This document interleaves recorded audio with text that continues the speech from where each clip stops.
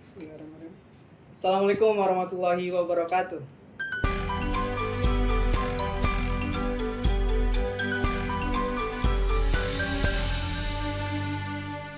Salam mahasiswa, salam PAI progresif. Sekarang saya bersama Kaprodi Pendidikan Agama Islam akan membahas terkait pertanyaan dari kawan-kawan mahasiswa PAI 2020 yang sudah dikumpulkan dalam grup PAI 2020. Di antaranya banyak sekali pertanyaan-pertanyaan yang sering kali muncul ketika mahasiswa baru ini ingin mengenal tentang bagaimana jurusannya. Banyak sekali misalnya dari pertanyaan basic seperti apakah ada mata pelajaran matematika, kemudian berapa SKS, dan masih banyak sekali. Di sini kita akan lebih mengenal bagaimana proses pembelajaran serta hal-hal lainnya mengenai PAI. Oke, di sini saya sudah bersama Pak Abdul Haris. Beliau adalah Kaprodi Pendidikan Agama Islam. Ya. Selamat siang, Pak. Selamat siang. Saya izin buka masker ya. Iya, untuk Pak. menjawab.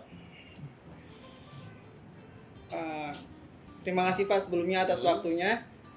Kita di sini akan mengadakan sesi tanya jawab, Pak. Ya. Ya. Jadi kami sudah mengumpulkan pertanyaan-pertanyaan dari mahasiswa PAI, khususnya mahasiswa baru, ya Pak, mahasiswa baru 2020.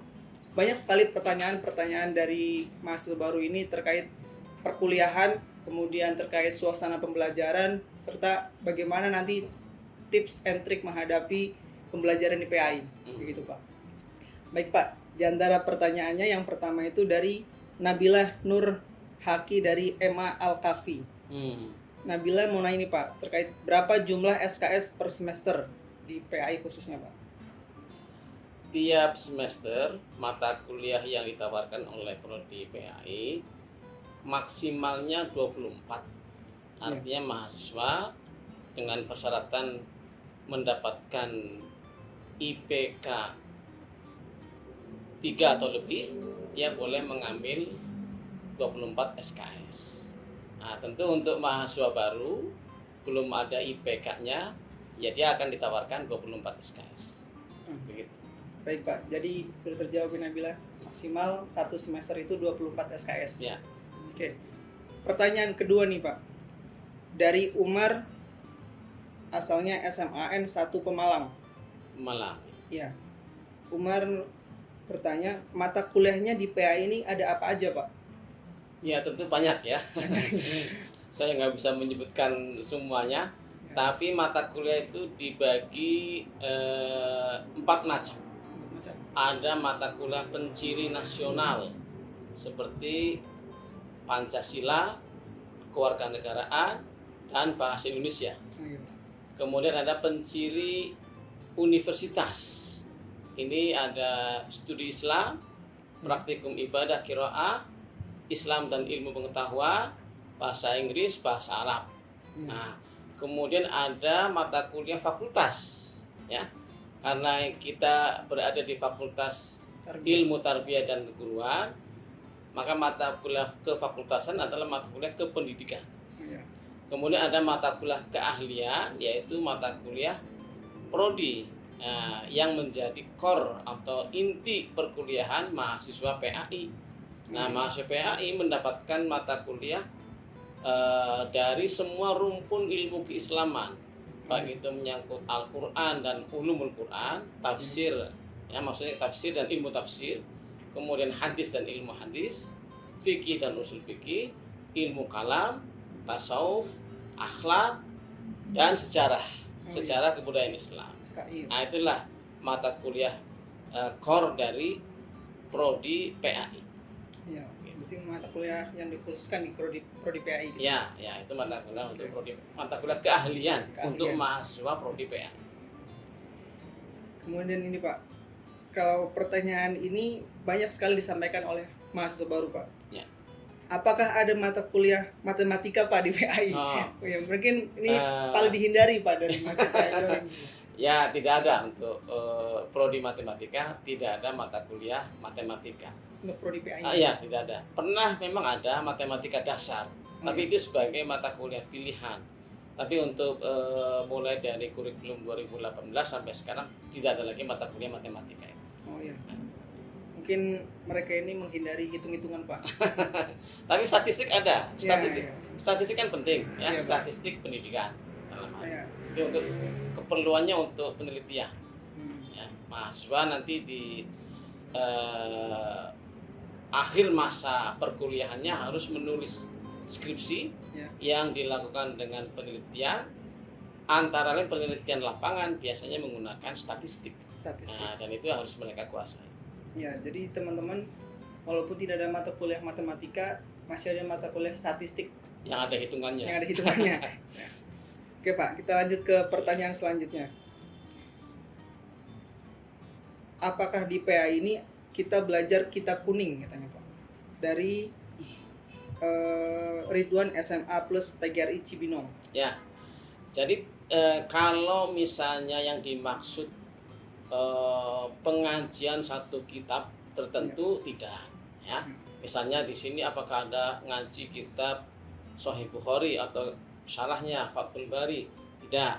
Tetapi sebagai referensi, ya mata kuliah tafsir, hadis, ulumul Quran, ulumul hadis, kemudian yang terkait dengan ilmu kalam, usul fikih itu banyak menggunakan referensi yang dulu disebut kitab kuning ya, walaupun sekarang banyak yang sudah warnanya putih ya, atau bahkan sekarang tidak lagi berwujud kitab dalam wujud cetakan, tapi sudah dalam wujud elektronik ya, buku elektronik ya.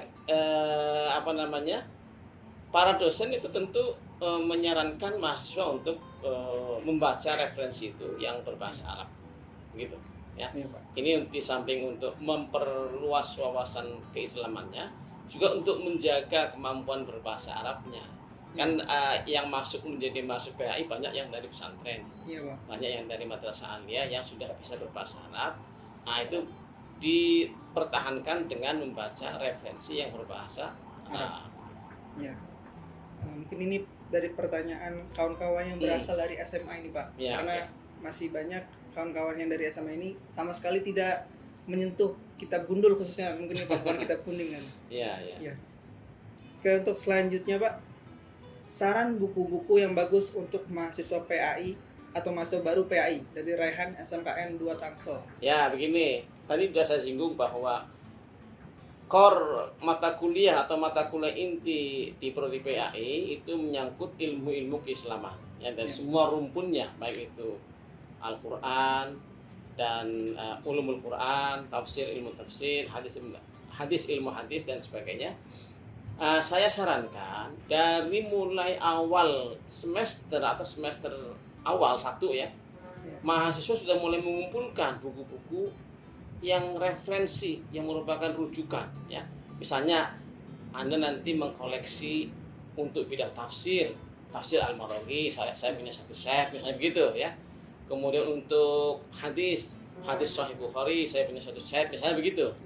Nah, kemudian untuk fikih sunnah, untuk usul fikihnya misalnya Abdul Wahab Khalaf dan yang lain-lain. Tetapi sekarang ini tidak harus itu semua buku-buku itu Anda miliki dalam wujud cetakan ya. Sekarang banyak yang bisa di-download dari internet, apakah itu berupa PDF atau berupa aplikasi ya, yang artinya bisa di copy paste, diedit dan sebagainya. Kalau yang PDF kan kita tinggal baca saja. Itu dari buku sebenarnya difoto kemudian disebarkan secara elektronik. Nah, tapi dua-duanya sangat penting, yang sangat membantu Anda para mahasiswa PAI mengakses ke rujukan-rujukan ya, ke kitab-kitab rujukan. Daripada Anda harus berebut di perpustakaan kan, nanti datang sana jauh-jauh ternyata bukunya lagi dipinjam orang. Enggak. Sekarang semuanya insya Allah serba mudah lah dengan kemajuan teknologi komunikasi. Iya Pak. Nah, mungkin kalau untuk mengkoleksi dalam bentuk kitabnya pun mahal ya Pak untuk harganya. Harganya mahal juga. Jadi yang bisa dijangkau saja. PAI juga ada sebagian tafsir, ada sebagian di sini tafsir, ada fikih, juga ada di sini ada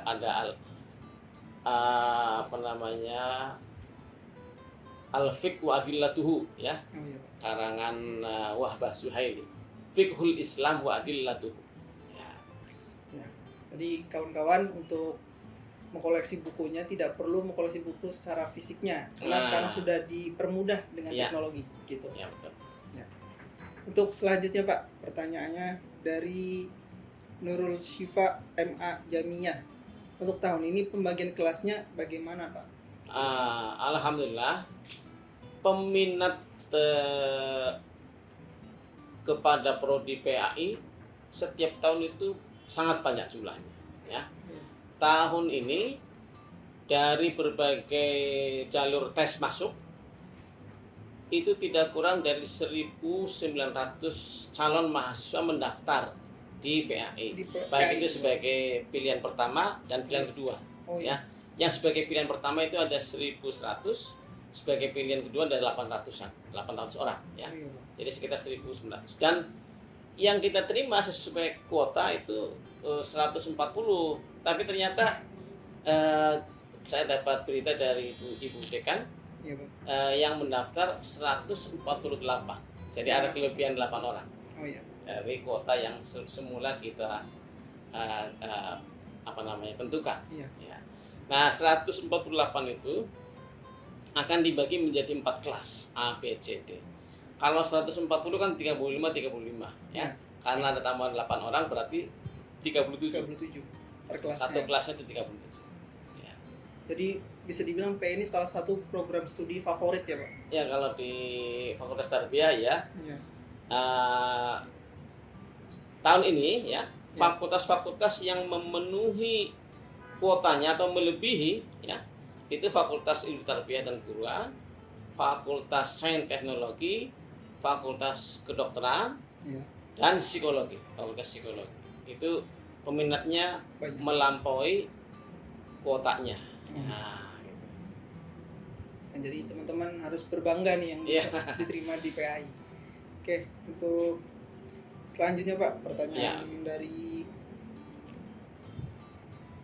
Alisa Aulia, Man 1 Kota Bima. Jauh nih, dari Pak. Bima. Dari Bima.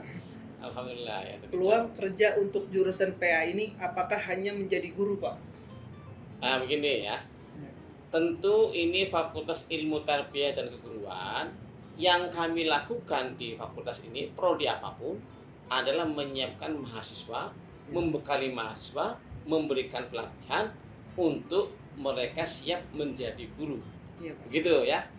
Adapun nanti setelah selesai S1 kemudian memilih untuk beraktivitas di berbagai bidang, ya nggak apa-apa.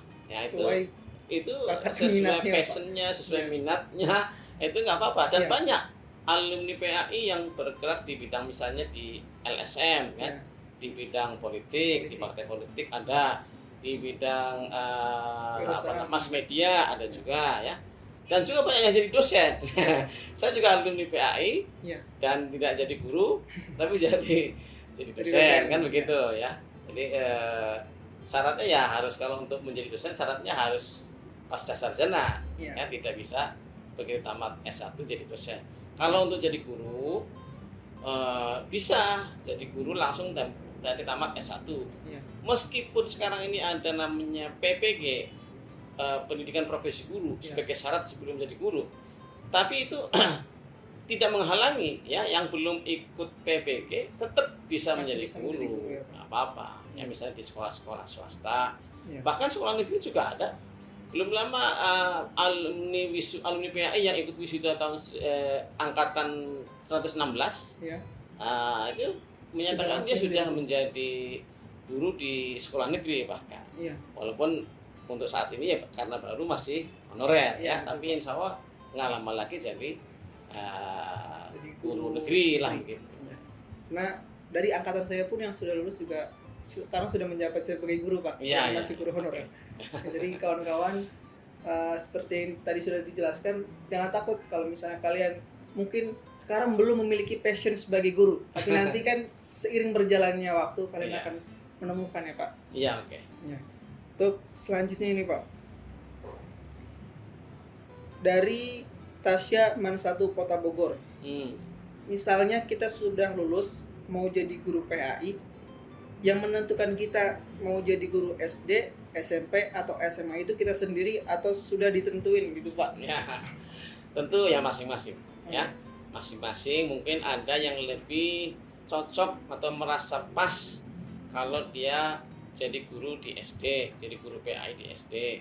Kan begitu ya? Iya Pak. Ada orang yang jadi guru SD ribet deh, anaknya kecil-kecil, kita jadi pengennya di SMA. Ya itu masing-masing ya. Kita nggak membatasi ya. Dan kita juga bukan yang menentukan, bukan yang menentukan ini cocoknya di SD, cocoknya di SMP nggak ada ilmunya ya untuk bisa menakar itu seseorang cocoknya di mana, itu nggak ada di fakultas, itu nggak ada. Iya Pak. Jadi terserah masing-masing itu. Mau milih sekolah level mana ya, sekolah dasar, menengah pertama, menengah atas, silakan, itu masing-masing.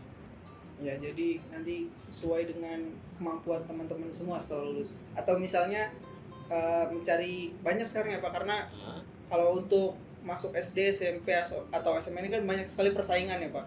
Jadi nanti tergantung. Ya, Anda menyebut persaingan ini penting ya. Iya, Pak. Dengan dibukanya pendidikan profesi guru yang Fakultas Ilmu Tarbiyah juga sudah menyelenggarakan, bahkan ada gedungnya tersendiri di Kecamatan Bojong ya. Nanti ke depan mahasiswa dari berbagai fakultas itu juga boleh mendaftar. Mendaftar untuk menjadi guru, Pak. Jadi guru untuk ikut program profesi guru, dan setelah itu jadi guru. Jadi setelah mereka mendapat sertifikat ya. Nah, begitu. Jadi memang ya harus disadari ya. Dan kenyataan sekarang yang banyak berkecimpung di dunia pendidikan juga bukan semuanya alumni fakultas pendidikan ya, bukan semua alumni fakultas pendidikan. Banyak sarjana ekonomi, sarjana hukum, insinyur.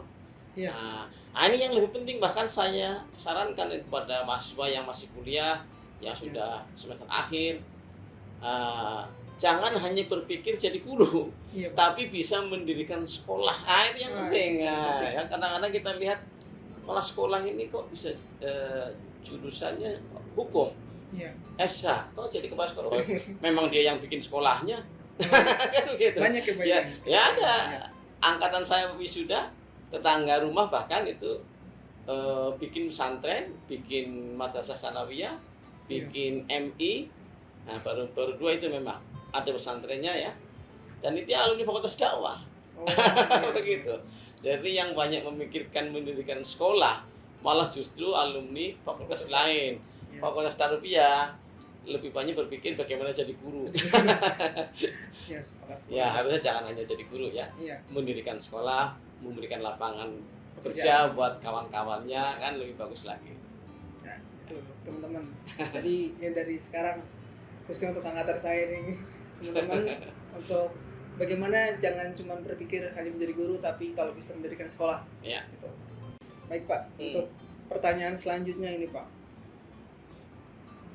Dari Muhammad Al-Fikri Zulkarnain, Man 16 Jakarta. Oke. Fasilitas di PAI ini ada apa aja gitu? Fasilitas di PAI yang ada tentu kantor jurusan ya. Kantor jurusan ini ada ruang kaprodi dan sekprodi, ada ruang rapat ini, kemudian di sebelah ada ruang dosen, dan ada satu ruangan di 311 itu juga khusus untuk ruang dosen, sekaligus untuk musola para dosen, para bapak dan ibu dosen sholat. Nah, kemudian di lantai 1 ada lab PAI. Lab PAI.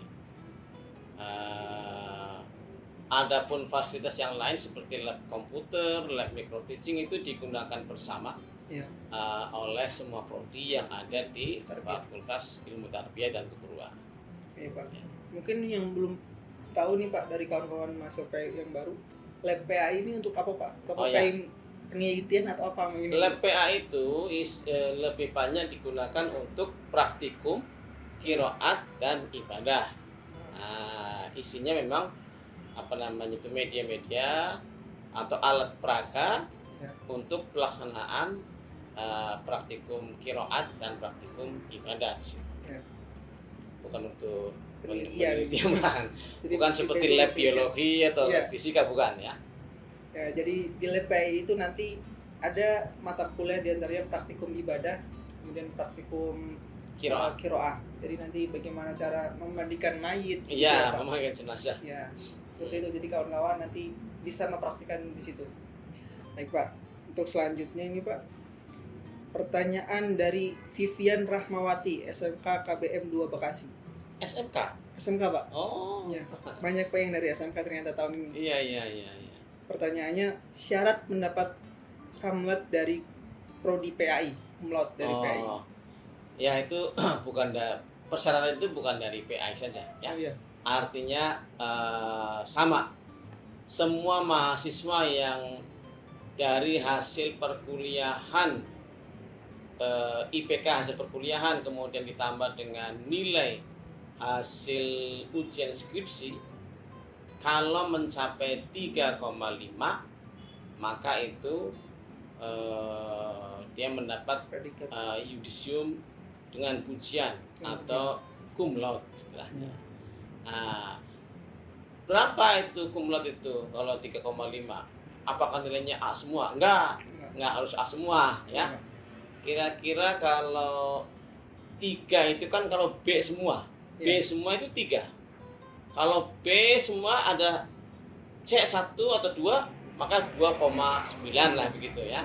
Kalau B semua tapi ada tambahan A-nya 2 atau 3, maka dia kira-kira 3,3 ya.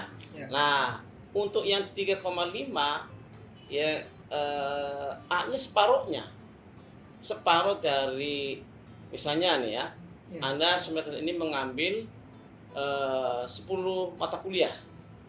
Nah, 5 di antara mata kuliah itu Anda mendapat A. Yang 5 lagi dapat B. Nah, maka itu 3,5 itu sudah. Oh iya. Jadi itu sudah Secara gampangnya begitu ya. Ini persyaratan ya, Pak? Ya. Jadi nggak harus A semua itu. Iya. Kalau A semua nanti 4. IPK-nya 4. Kalau IPK 4 itu Dan sekarang banyak yang mendekati 4 ya. Iya. 3,8, 3,7, 3,6 itu banyak. Iya. Nah, dan kelihatannya semakin mudah mahasiswa mendapatkan predikat cum laude.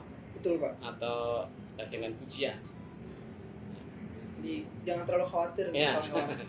Asal ikut atau nurut dengan dosen mengerjakan tugas-tugasnya, rajin masuk, Ya. dan tidak membuat onar ya, Pak. Ini kalian akan mendapatkan nilai yang bagus. Ya. Oke. Pertanyaan terakhir ini, Pak. Dari Muhammad Abdul Kholik. Waduh, namanya seperti saya. Dari SMK Islam Ruhama. Oh, dekat sini. Ya, Pak. Ya. Apakah ada dari Fakultas Tarbiyah yang menerima beasiswa ke luar negeri, misalnya Timur Tengah? Kemudian syarat mendapatkan beasiswa tersebut bagaimana? Ya, begini. Maksudnya mungkin alumni S1 Tarbiyah ya. Iya, Pak. Nah, banyak alumni Fakultas Ilmu Tarbiyah S1-nya, entah itu dari prodi PAI, entah itu dari prodi bahasa Inggris, atau dari prodi-prodi yang lain, yang bisa melanjutkan studi S2-nya di luar negeri. Banyak yang saya tahu ya. Kalau di prodi PAI misalnya yang sekarang jadi dosen Pak Muhammad Zuhdi, ya, itu S2-nya di Australia, S3-nya di Kanada, ya. Kemudian di prodi bahasa Inggris itu banyak nama-namanya seperti misalnya Desi Nahartini, ya, Ibu Desi Nahartini itu kalau nggak salah di Australia S2-nya. Siapa lagi dari prodi yang lain? Saya nggak bisa menyebutkan satu persatu. Tapi begini, itu bukan karena ada kerjasama dari Fakultas Tarbiyah dengan perguruan tinggi di luar negeri, bukan. Tapi itu karena yang bersangkutan mencari peluang, ya, mencari peluang untuk bisa studi di luar negeri dan mempunyai kemampuan bahasa Inggris. Nah, kita di sini ada mata kuliah bahasa Inggris tadi saya sebut sebagai penciri universitas, yaitu wajib. Tapi apakah materi perkuliahan bahasa Inggris itu relevan dengan permintaan untuk luar negeri? Ya belum tentu ya, karena keluar negeri itu biasanya TOEFL atau IELTS ya. Iya. TOEFL itu Test of English as Foreign Language, kalau IELTS itu International English Language Test ya, International English Language Test. Nah itu TOEFL itu untuk Amerika, IELTS itu untuk negara-negara persemakmuran Inggris. Nah itu materi perkuliahan bahasa Inggris nggak selalu sama dengan materi TOEFL dan materi IELTS itu. Iya, Mas. Jadi itu lebih usaha pribadi, ya lebih karena usaha. Ya begini, pendidikan di perguruan tinggi ini kan sifatnya andragogi, ya pendidikan orang dewasa. Iya. Jadi mahasiswa sendiri yang dituntut untuk lebih Mencari. lebih mencari, lebih aktif, ya. Jangan mengandalkan dosen, jangan mengandalkan institusi, prodi, fakultas. Tapi fakultas ini hanya sarana saja. Iya, Pak. Hanya menyediakan sarananya, ada perpustakaan, ada lab dan sebagainya. Itu manfaatkan dengan baik. Kemudian komunikasi dengan teman, ya, cari informasi, itu memang harus dimiliki, ya. Sikap-sikap seperti itu oleh mahasiswa. Iya. Begitu. Nah, itulah yang bisa menentukan keberhasilan seorang mahasiswa pada akhirnya. Ya, ya jadi untuk supaya kita tahu peluang beasiswa di luar negeri pun harus ada usaha lebih dari kita. Ya. Jadi jangan hanya mengandalkan dari fakultas, tapi kita sendiri yang mau mencari, begitu Pak. Betul. Oke.